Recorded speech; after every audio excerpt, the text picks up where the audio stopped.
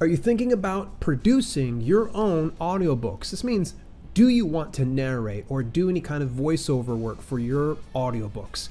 Well, if that's the case, you may want to stay tuned to today's video because we're going to be talking about audiobook narration equipment and software and some of the do's and don'ts that you want to look forward to. And we're going to be getting an expert from Findaway Voices to share a little bit of the 411, so make sure to stay tuned. This is Self-Publishing with Dale, where you learn to publish books that sell and build an unstoppable author brand. If you want to learn more about writing, publishing, and building your author platform, make sure you hit that subscribe button. Turn the bell notification on so that way you don't miss a single video. Okay, this is the second part of a two-part series where I'm interviewing the audiobook expert and specialist, Wes Ingram from Findaway Voices. Now, this is a pretty big deal because this guy is responsible for putting out the high-quality audiobooks by way of Findaway Voices. And I was really curious because I'm kind of a do-it-yourselfer. I like to do things myself, so I needed to figure out what type of equipment did I need to get and what type of software did I need to get. And also, if I was cash-strapped, were there some cost-effective options? So Wes actually shared quite a bit. So let's go ahead and tune in to the last part of this interview. Okay, getting started, you will need a microphone to record the actual audio. So as step one, you need a microphone, and when it comes to microphone selection, you could go a cheaper route or you can go a little more high quality route, and pretty much you get what you pay for when it comes to audio equipment. Okay. So with that being said, you don't want to always go for the lowest hanging microphone. You kind of want to go maybe a step or two up if possible. Okay. And as you do gradually climb the professional ladder of equipment, you'll see the difference in each step you go. Another thing, if you want to take a step back and find out what microphone best suits your voice, you could pay $50 an hour to a local studio to actually record your voice and give you a readout of your the frequency response that microphone has to your voice to know, hey, I should look for a voice that has a better high end than a low end. Or if you're going for the very low end, if you're more of a, say you want to get into like detective audiobooks or crime audiobooks and you want that detective voice, you might want to find a microphone that has a more solid low end. A condenser microphone will boost the low end sound and a frequency response to that type of voice. So step one, I would be probably to find out more about the actual voice that you have. Okay. With that being said, you want to get a microphone that suits that voice. If you're just starting out, you can plug that microphone into an interface and plug it into a computer.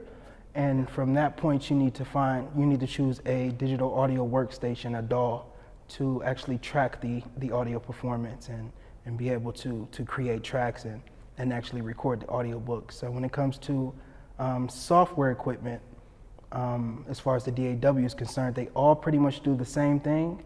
It's more about what you would be more comfortable using, and you need to understand what you need to do on the tail end of that. So if you are working with a post-production engineer and you need to package it and send it to them, you don't have to worry about as much post-production tools and features are included in that digital audio workstation. If you are going to be taking on that work yourself, you need to be aware of what capabilities and is it compatible with the proper plugins you will need, the compressors, EQs, mastering specifications you will have to set to it before sending it out to someone. So you would have to dig a little deeper into that.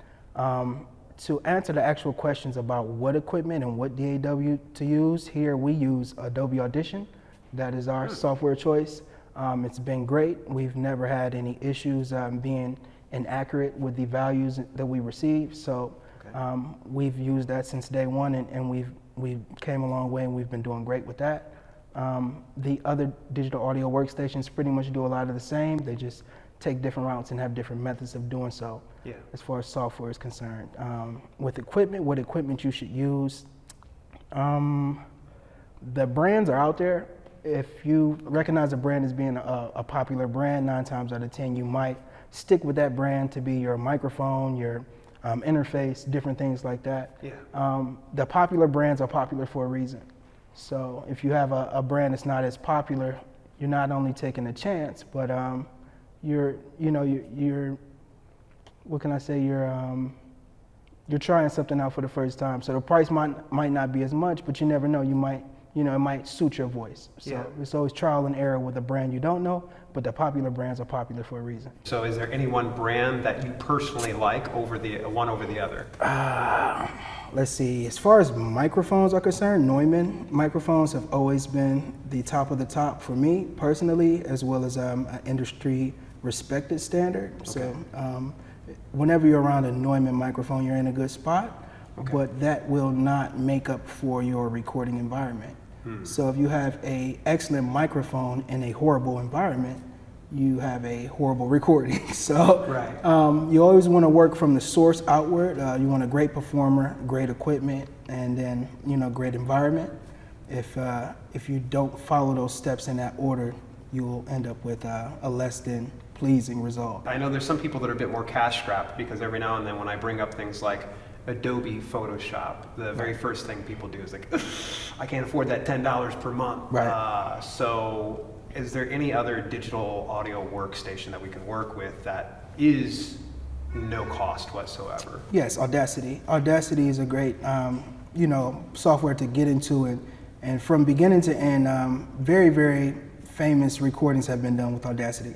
So it's not necessarily the capability of, you're not restricted to the capability of the software. Audacity is capable of mastering. It's capable of doing all the different steps along the production process. It's more about how much are you willing to dig into and find out, and take this base software and apply different plugins to it to get the result that you're looking for. So you're not really restricted as far as cash when it comes to a digital audio workstation. Yeah.